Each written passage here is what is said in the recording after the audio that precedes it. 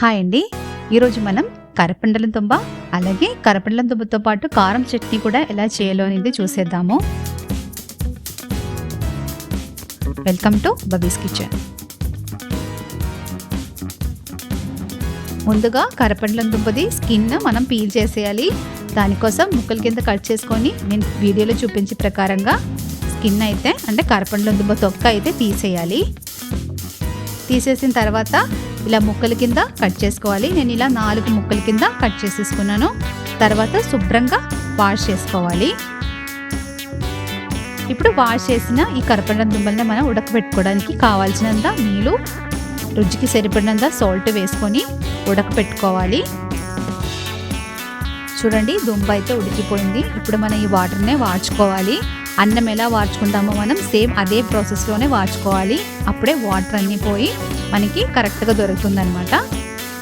ఇప్పుడు ఈ దుంపలోకి కావాల్సిన కారం చట్నీ రెడీ చేసుకోవడానికి ఒక కడాయి పెట్టి కొద్దిగా ఆయిల్ వేసి 4 నుంచి 5 దాకా ఎండుమిరపకాయలు వేయించుకోవాలి.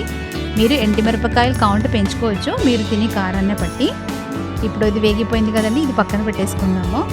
సేమ్ ఇదే నూనెలోకి 10 నుంచి 15 దాకా చిన్నుల్లిపాయలను కూడా వేసుకొని ఒకసారి వేయించుకోవాలి. అలాగే వీటితో పాటు చిన్న నిమ్మకాయ సైజ్ అంతా చింతపండు కూడా వేసుకొని వేయించుకోవాలి.